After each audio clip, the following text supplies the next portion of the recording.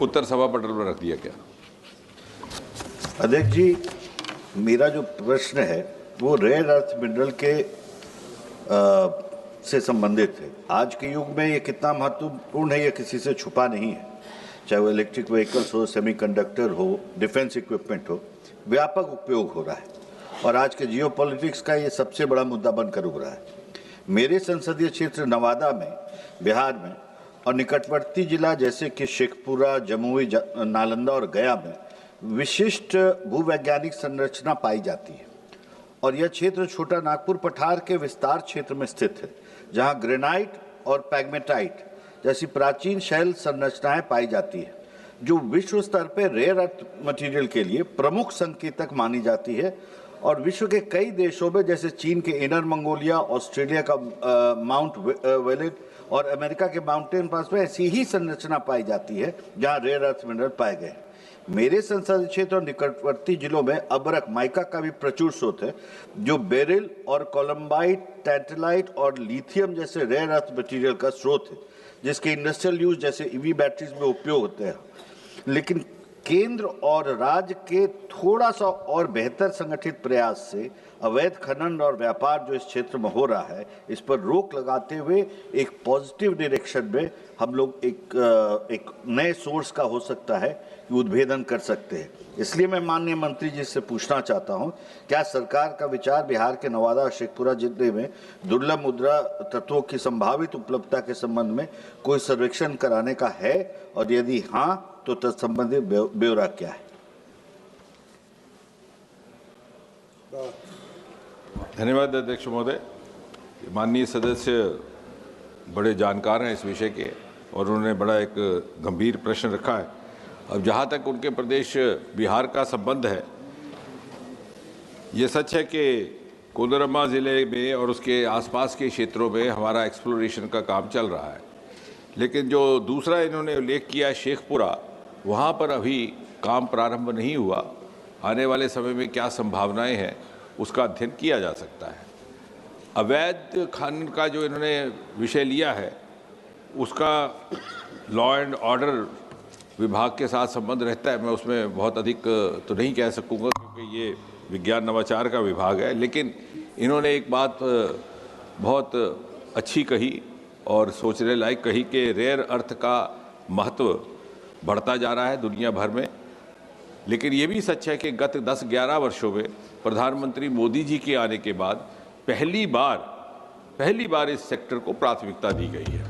यदि आप बात करें इस साल के बजट की ही, तो उसमें रेयर अर्थ को लेकर के 4 कॉरिडोर बनाने की घोषणा की गई है, उड़ीसा, तमिलनाडु, आंध्र प्रदेश और केरल में।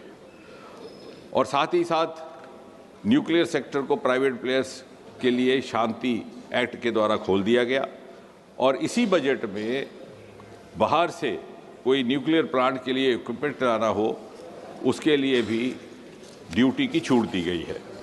अब दूसरा इन्होंने कहा कि मैग्नेट इत्यादि का, उसमें भी मैं ये हाउस के साथ जानकारी मुझे साझा करते हुए हर्ष होता है कि अभी 2023 में ही प्रधानमंत्री ने पहली बार 7 दशक के बाद rare earth permanent magnet plant का उद्घाटन किया है। तो ये अपने किस्म का पहला मैग्नेट प्लांट है जो वाइजैक में स्थित है, आंध्र प्रदेश में। प्रधानमंत्री जी स्वयं वहाँ गए थे और इसका लाभ सुरक्षा क्षेत्र में तो होगा ही होगा, बाकी जैसे माननीय सदस्य जी ने कहा कि और बहुत सारे जो नए किस्म के यंत्र, इक्विपमेंट्स और नए जो प्रावधान रहेंगे आने वाले समय में, उसमें भी मैग्नेट की आवश्यकता रहेगी। भारत की कुल मैग्नेट की रिक्वायरमेंट इस समय लगभग 4000 टन है और हमने एक योजना बनाई है जिसके तहत हम 2030 तक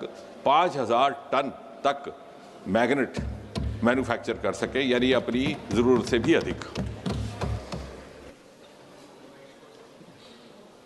अध्यक्ष जी, मैं माननीय मंत्री महोदय से सिर्फ इतना जानना चाहता हूं कि जो संबंधित विभाग है AMD, ऐसी जानकारी है कि वो अभी प्रेजेंटली जो है अंडरटेक कर रहा है रिकनेसा रेडियोमेट्रिक सर्वेज और G4 stage geological mapping Nawada क्षेत्र में जो संबंधित क्षेत्र है।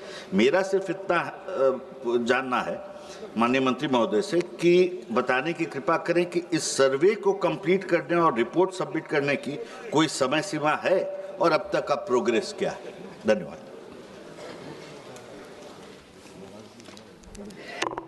अध्यक्ष महोदय, ये सत्य कहा इन्होंने कि एक्सप्लोरेशन का काम चल रहा है और atomic mineral directorate for exploration and research, जिसे AMD कहते हैं, उसके 7 केंद्र हैं देश भर में।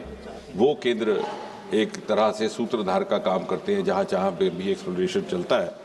अब जो इन्होंने क्षेत्र की बात की, उसके लिए मुझे लग रहा है कि आने वाले समय में बहुत जल्द ही 5-6 महीने के भीतर ही ये जिस क्षेत्र का उल्लेख कर रहे हैं वहाँ पर हमारा एक्सप्लोरेशन का काम मुकम्मल हो जाएगा सितंबर या ज़्यादा से ज़्यादा अक्टूबर 2026 तक। और साथ ही साथ ये भी इनको जान करके खुशी होगी कि हमारे यहाँ एक्सप्लोरेशन इस समय दोनों तरफ से बीच मिनरल्स में भी हो रहा है और हार्ड रॉक्स में भी, और कोस्टल बीच में ख़ास तौर से तमिलनाडु, केरला, उड़ीसा, आंध्र प्रदेश, गुजरात, महाराष्ट्र में, और हार्ड रॉक का राजस्थान, गुजरात, छत्तीसगढ़, तमिलनाडु, कर्नाटका में।